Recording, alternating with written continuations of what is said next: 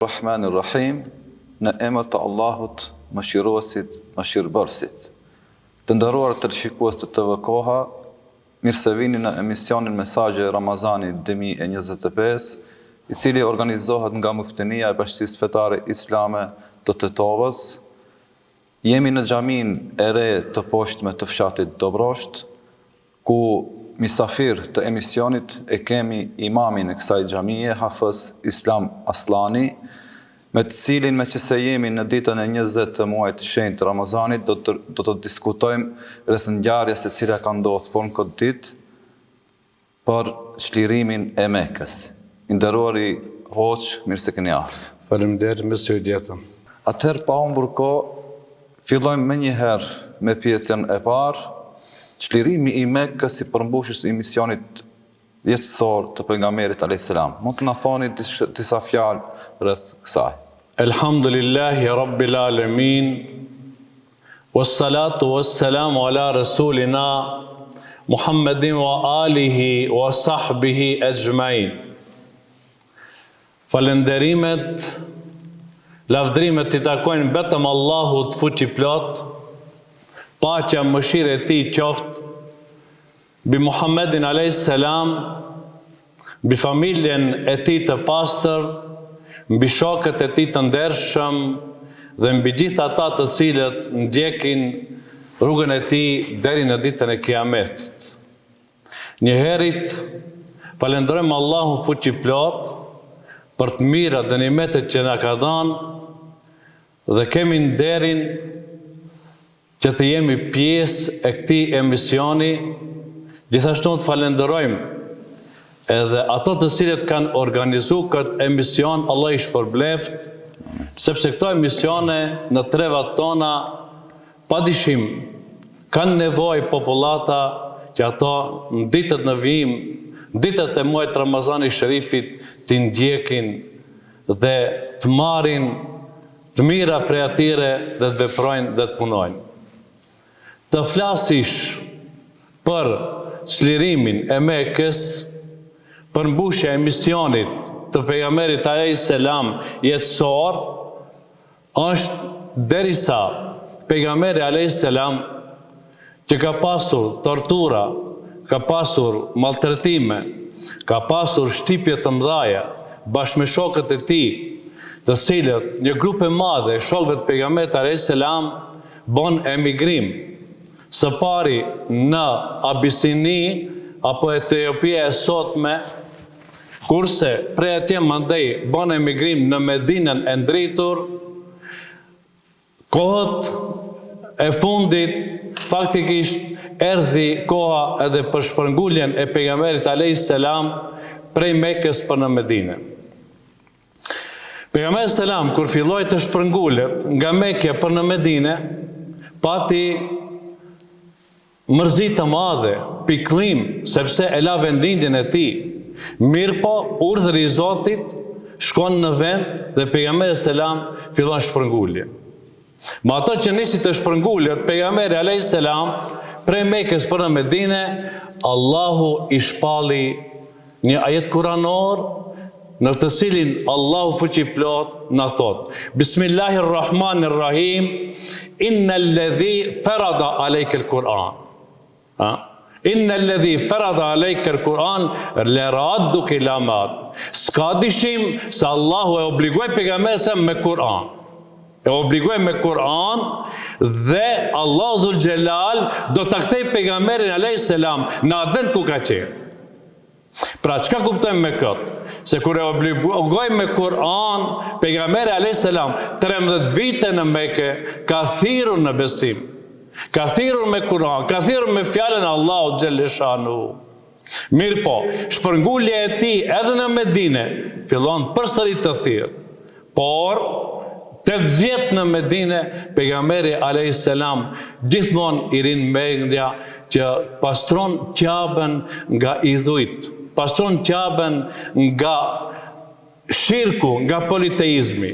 Atëherë vazhdon ajeti kuranor në surën Kasas, pra ajeti 85, ku thot: Kur Rabbi alemu men jae bil huda, o men huve fi dalalin mubin.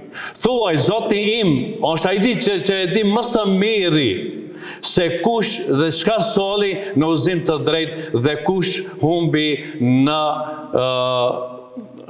dhe i cili humbje është e sigurt.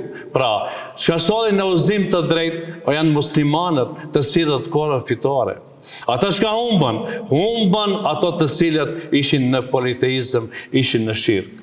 Pra, pas betejave të Bedrit, pas betejës së Hendekut, pas betejës së Uhudit, pejgamberi alayhis salam, betejat të cilat ndodhen pasi bëri shpërngulje pejgamberi alayhis salam, gjithmonë e ka mendu, gjithmonë i kanë ndetë ajo se kur do të vjen koha që i ka thënë Allahu Dhul Xhelal se do të kthesh në vendlindjen tënde.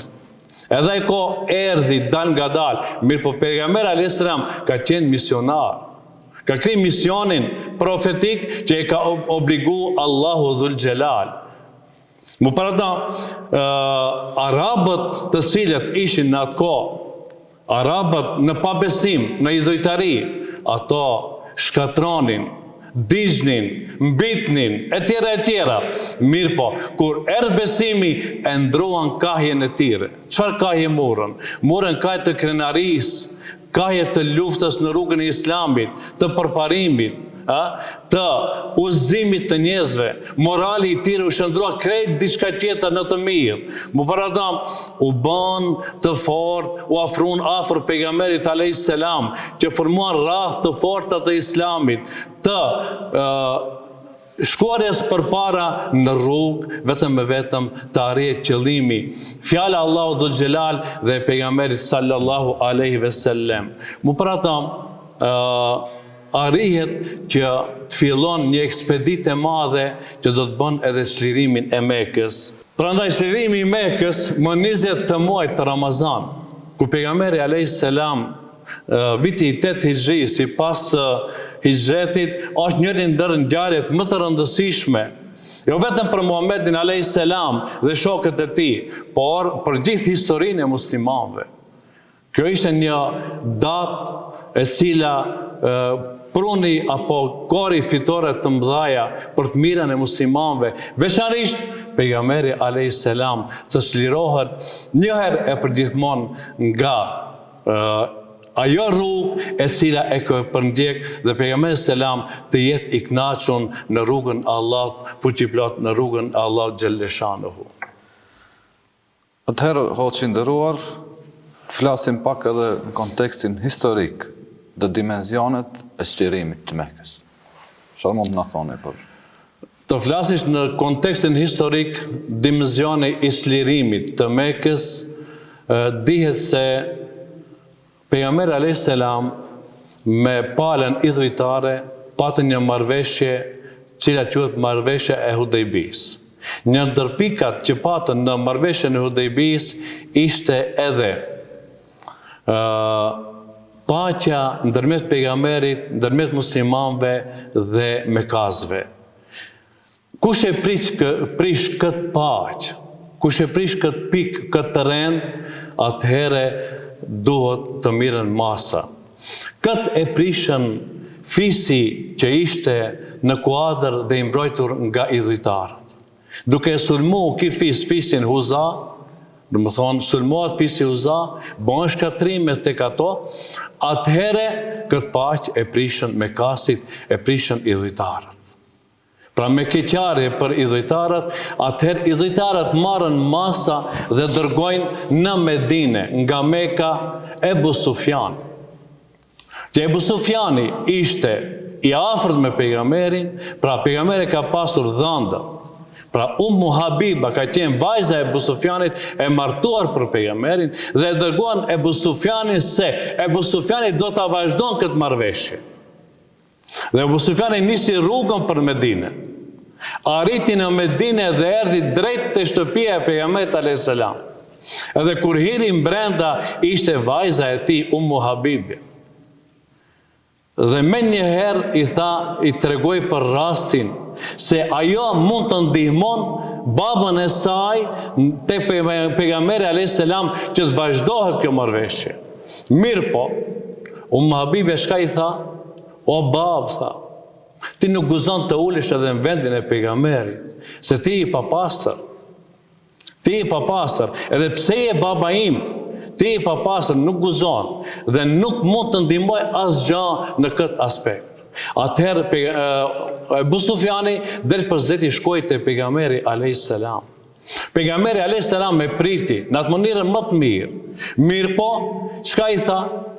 Nuk i foli as pak, por heshti pejgamberi. Kur Ebu Sufjani e pa se hesht pejgamberi, tha, kjo marrëveshje është prish. Dhe vazhdoi me radhë te Ebu Bekri. Edhe atje nuk gjeti qetësi apo afrim, shkoi te Hazreti Omeri. Edhe atje përsëri nuk gjeti afrim, shkoi te Hazreti Aliu. Kur edhe pejgamberi alayhis salam, edhe Ebu Bekri, edhe Omeri nuk e pritën për atë që ka ardhur dhe të vazhdojnë këtë kontrat, Aliu ende mohiq. Dhe Ebu Sufjani u kthie në Mek pa marrëveshje. Pa marrëveshje. Mu para ta, kishte një shkak i cili pejgamberi alayhis salam me njëherë bën një mobilizim. Bën një mobilizim të besimtarve në Mekë, të banorëve të Mekës, ku mblidhen mbi 6.000 mobilizim të banorëve të Medinës, ku mblidhen mbi 6.000 banorë dhe për të marshuar drejt Mekës. Pa dijen e pejgamberit alayhis salam se ku po shkohet. Mirë po, Hatib ibn Ebu Beltea në bisedë e sipër me gruan e tij, me bashortën e tij, paraqesin përgatitin një kurth që t'ia bëjnë pejgamberit alayhis salam dhe muslimanëve. Çka bën? Shkojnë një letër dhe t'ia shojnë familjes së tjera në Mekë, të lajmërojnë familjen se pejgamberi po vjen me një ushtri. Mirë po, këtë rast, kur edhe e shtin atletën në bistekun e bishtave të gruas së tij dhe lëshon gruan që shkon në Mekë. Pejgamberi sa lajmërohet dhe dërgon njerëz dhe e kapin gruan e tij. Dhe i thonë, çka ke në trup trego. Ai thon, s'kam asgjë. Urdhër dhe trego, nëse ke diçka trego. Atëherë e nxjerr letrën nga bisteku. Dhe kur e lexojnë letra është për të lajmëruar familjen më të afërt të tyre që ajo mos shkatërrohet nga lufta. Atëherë, pejgamberi selam Hatibin e merr dhe e burgosin.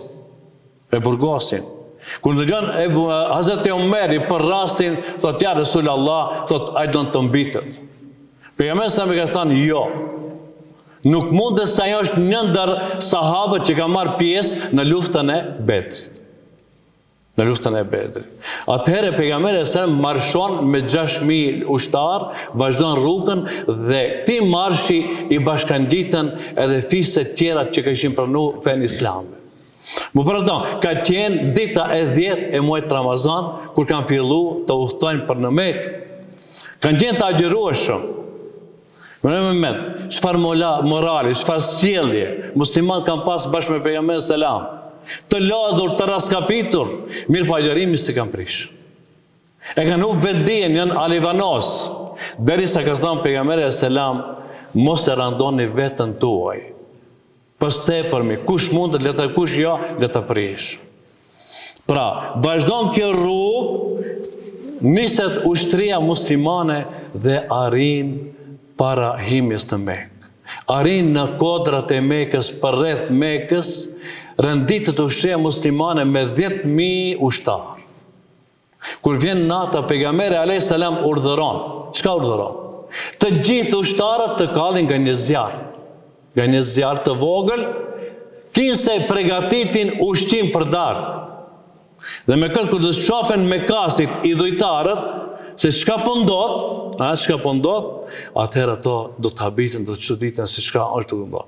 Mirë po, në këtë rast kur kalën zjarrat, Ebu Sufjani ka qenë me njerëzit e tij në rroje të Mekës dhe ka dalë. Mirë po, për fat jo të mirë të tij e kapën ushtria muslimane. Dhe e shojnë drejt për zetit të komandanti i ushtrisë, kush ka qenë pejgamberi alayhis salam. Dhe thoti Abbasit, majgjës vetë pejgamberi selam, ja Abbas, mere Ebu Sufjanin. Dhe kur ushtria islame do të marshon për të hinë Mekë, nxjerre dhe le ta shef ushtri. Ta shef ushtrin islame. Dhe Ebu Sufjani kapët pra nga Abbazi e merë dhe e nxjerrën në lugin, kur ushtria muslimane fillon të marshon, thot kush janë këto? Çka bëjnë këto? Kush janë këto? Kush ju prin tine? Kush ju prin tine? Kur vinë më në fund një ekspedit që nuk shihen edhe ftirat e tire, ndërta ka qenë edhe pejgamberi alayhis salam. Atëherë thot me këtë Ebu Sufjani ka përfunduar çdo gjë. Atëherë pejgamberi selam i ka thënë Ebu Sufjanit, o Ebu Sufjan, nëse Mekasit duhet të shpëtojnë, mos shkatrohen, mos bëhet dëm, shko dhe thua ju atyre një fjalë. Shkoni të gjithë në shtëpiat tuaja, në për rrugë mos rini askush, se vjen një ushtri shumë e fortë. Andaj, mbas saj, fillon marshimi i ushtrisë islame. Të hinë në për rrugët e Mekës, në të gjitha anët, edhe pejgamberi alayhis salam ka hirë me një modesti, me një moral të lartë, duke esur në kam dhe po afrohet të hinë edhe të Qabja. Pra mirë po kur e shef Qabën në atë mënirë se si ishte, fillon edhe pastrimin e saj. Ndaj të shohim nëse mundemi për dimenzionin shpirtëror të pastrimit të Qabës, pra shkatrimi apo pastrimi i statuajave, pastrimi i idhujve. Afrohet pejgamberi e sam dhe fillon pastrimin e idhujve, ikonave, që Qabe ishte e përmbushur plot edhe jashtë edhe brenda, që kishte 360 idhuj, 360 zota. Po përveç saj, çdo Mekas, edhe në shtëpiat e tjera kanë pasur idhuj apo ikona, apo zota që i kanë besuar. Andaj, pejgamberi selam, çdo ikon, çdo idhull që e shkatronte, çfarë thonte? Bismillahirrahmanirrahim, wa kul ja'al haqqu wa zaqa al-batil. Innal batila kana zahuqa, al-Isra ajeti 81. Dhe thuaj ti o Muhammed, se erdhi e vërteta, u zhduk gënjeshtra, gënjeshtra do të zhdukët. Pra çdo idhull që e ka rëzu, pejgamberi alayhis salam e ka thënë këtë ajet kuranor. Derisa e pastroi Qabën. Pra në dimenzionin shpirtëror, kur pejgamberi alayhis salam ka hyrë në Qabë, e pastroi Qabën. Ana e zemrës dhe ana e shpirtit është kënaq. Kjo është ana shpirtërore tek pejgamberi alayhis salam, pse është nëse është pastruar Qabë, të cilën e ka gjetë të stërmbushur, e la të stërmbushur, 13 vetë thiri në islam, e stërmbushur me idhuj, me zotna, shkojnë në Medinë, përsëri në atë mënyrë, por erdhi koha, ku Allah e thotë, belledhi, farada alejke Kur'an, dhe më thonë se, i tha Allah, se ti do të kthesh në advent ka ke ardhur. Edhe pejgamberi alayhis salam me këtë ka pat një shpresë të madhe, se Allah e ka mundësu që ai nesër do të kthehej përsëri, mas këtij kohe. Edhe erdhi koha dhe kthej. Që do të kthej. Po, edhe kthej pejgamberi alayhis salam, por jo vetëm kthim, por edhe pastrim. Pastrim shpirtëror edhe zemror. Ku pejgamberi alayhis salam do më thonë, tash është më i qetë në anën shpirtërore. Të njëjtën gjë në këtë dimenzionin shpirtëror paraqitet edhe rasti i Bilal Habeshiut. Po çka shohim? Se Bilal Habeshiu e urdhëroi pejgamberi selam që ta thirrë ezanin, të hipen mbi Qabe, u pastru dhe thirret ezani. To fjalët e ezanit të Bilal Habeshiut korrespondojnë me fjalët kur thonte ehad, në nxehtësitë arabisë, kur zotria i tij ka lidh durin e ka vëndu gurin më të madh në bark. Dhe s'kishte më mundësi të fole, çka thonte? Ehad, njo. Mirë po, tash e tregon ata besimin e tij të fortë kur hipën mbi minare, edhe pse ishte me ngjyrë të zezë. Por për ata feja islame nuk bën dallim në ngjyrë. Pse është i bardhë, pse është i zi, pse është i kuq, pse është i verë, jo.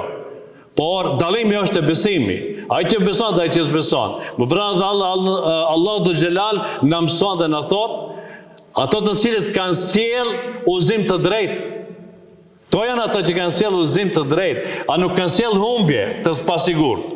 Domethënë humbje kanë sjell mizorë.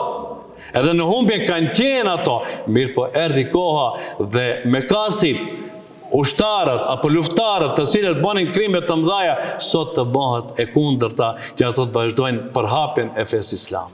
I nderuar, përveç kontekstit historik, dimensionet e saj dhe mënyra se si ka ndodhur kjo ngjarje, sikurse çdo ngjarje tjetër madhore e cila është në historinë islame, i ka edhe mësimet e saj, i ka këshillat cilat dalin prej saj. Mund të na thoni disa këshillat cilat mund të nxjerrim nga kjo ngjarje e rastësishme si është lirimi i Mekës? Elhamdulillah që jemi musliman, që mbështetem Kur'an dhe hadith,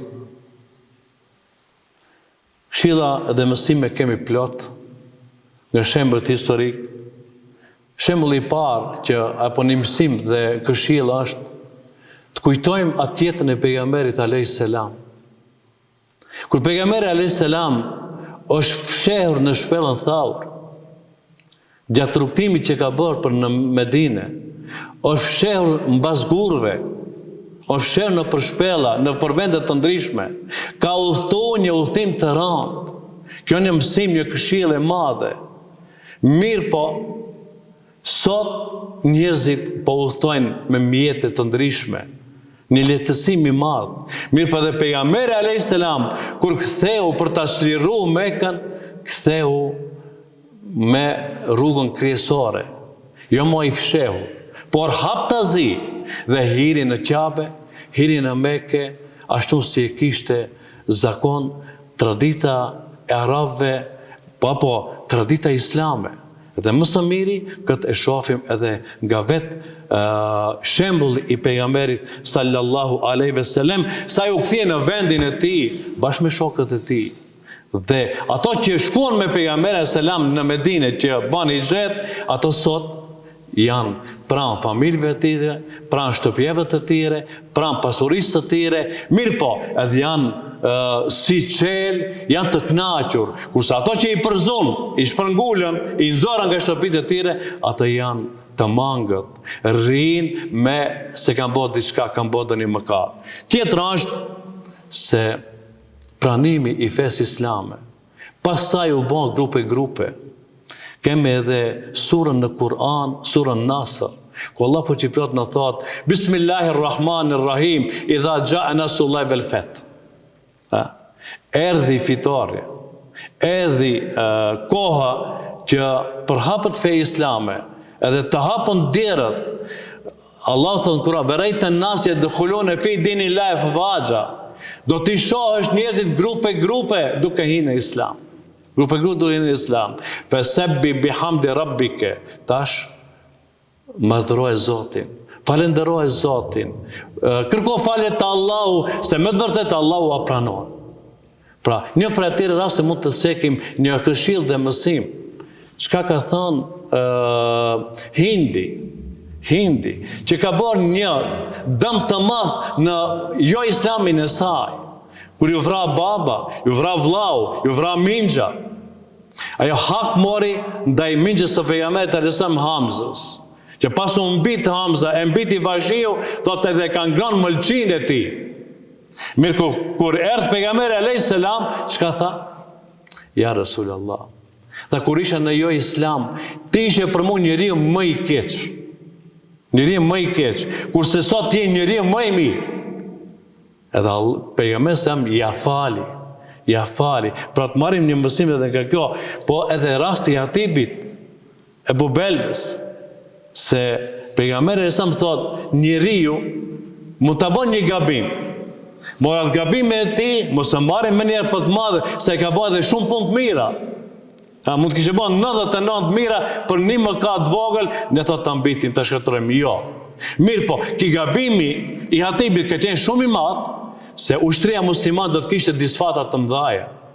Se 10.000 ushtarë që kanë shku dhe kanë shliru Mekën, nuk kanë shku të sulmojnë, kanë shku të shlirojnë. Mirë po, ta dim se Mekasit në luftën e Hendekut kanë pas 10.000 ushtarë. Sigur ta kishin ditë ato, atëhere Mekasit do të përgatitin, do të ishte një luftë e ashpër. Mu përëta, kjo është edhe shlirimi i Mekës dëshmon liri, dëshmon paqë, dëshmon jetë, dëshmon ato që neve të adhurim Allah ashtu si ka hije, në mënyrën më të mirë dhe më të bukur. I faleminderit shumë edhe për këta këshilla dhe mësime që munduat t'i nxjerrni nga kjo ngjarje, dhe pse janë të shumta, nuk është që mund të gjitha të nxjerren këto. Është një histori në vete që ka edhe shumë mësime, shumë këshilla për gjithë muslimanët. Jemi në fund të emisionit, andaj ju falenderojmë shumë që ishit pjesë e këtij emisionit, me shpresë që Allahu xhaleshanuhu fjalët cilat i thanë të shkojnë direkt në zemrat e muslimanëve, të marrin prej kësaj ngjarje mësimet që duhen nxirren. Juve Allahu xhaleshanuhu t'ju jep jetë gjatë, shëndet dhe shumë suksese në misionin tuaj. Faleminderit që ishit. Faleminderit e ju që ishit prezent këtu në xhamin tonë. Allah ju shpërbleft me të mirët e tij dhe ibadete të pranuara, inshallah. Faleminderit. Të nderuar teleshikues, ju urojmë agjerim të lehtë dhe të pranuar dhe ju falenderojmë që ishit me ne.